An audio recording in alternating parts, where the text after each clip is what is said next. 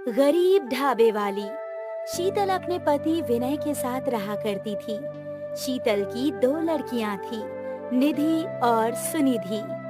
शीतल और विनय अपनी दोनों लड़कियों को बहुत प्यार किया करते, लेकिन शीतल की सास कमला अपनी पोतियों को बिल्कुल भी पसंद नहीं करती, क्योंकि उसे एक पोते की चाह थी। अरे रे, क्या बिगड़ जाता तेरा, जो तू एक बेटे को जन्म दे देती। आखिर तू मेरे कुल को खा ही गई ना, अब मेरा वंश कैसे आगे बढ़ेगा। माँ जी, आप कैसी बातें कर रही हैं? लड़के और लड़कियां तो एक समान ही होते हैं, और वैसे भी लड़कों से ज्यादा लड़कियां साथ देती हैं। बस, ये किताबों की रटी रटाई बातें मुझे मत बता। कमला इतना बोलकर वहाँ से चली जाती है और शीतल उसकी बातें सुनकर रोने लगती है।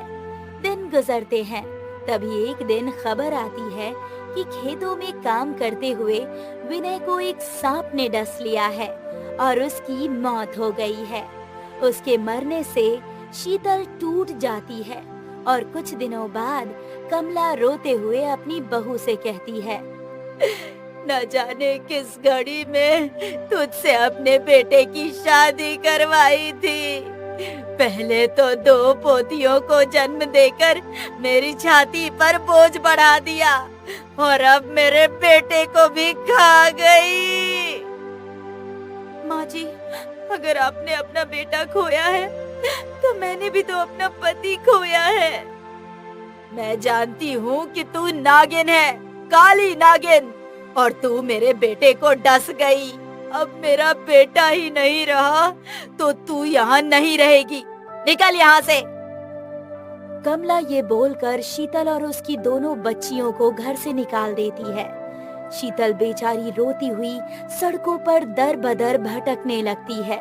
तभी शीतल की बड़ी बेटी निधि कहती है, कुछ खाने को दो ना माँ, मुझे बहुत तेज भूख लगी है।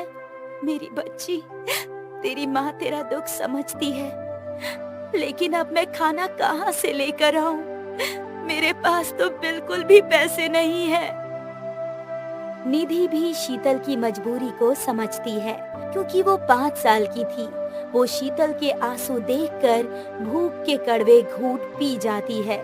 लेकिन शीतल की दूसरी बच्ची 1 साल की थी, जिसको अभी माँ के दूध की आदत थी। निधि को तो मैंने समझा लिया, लेकिन सुनिधि को दूध की जरूरत है। मैंने कल रात से कुछ नहीं खाया, ऐसे में मैं अपनी बच्ची को दूध कैसे पिलाऊं? कोई बात नहीं, भले ही मुझे मेरे बच्चों के लिए भीख क्यों ना मांगनी पड़े। शीतल रास्ते में जाते हुए एक आदमी से कहती है, भगवान के नाम पर कुछ दे दो साहब, हमें बहुत भूख लगी है। बस बस, मैं तुम्हारा चोचला समझता हूँ, भिखमंगे कहीं के, न जाने कहाँ से आ जाते हैं। शीतल उस आदमी के पैर पकड़ लेती है, लेकिन वो आदमी शीतल को धुतकार कर चला जाता है। और शीतल को इस तरह उस आदमी के आगे गिड़गिड़ाते देखकर निधि कहती है, आप फिक्र मत करो माँ, मैं भूखी रह लूंगी, पर आप किसी से कोई भी पैसा वैसा मत मांगो। मैं नहीं चाहती कि मेरी वजह से कोई आपसे इस तरह से बात करे। अपनी छोटी सी फूल सी बच्ची के मुंह से इतनी बड़ी बात सुनकर शीतल और ज्यादा भावुक हो जाती है। जिसके बाद वो एक ढाबे से गुजर रही थी कि तभी एक बाबा उसे आवाज लगाता है।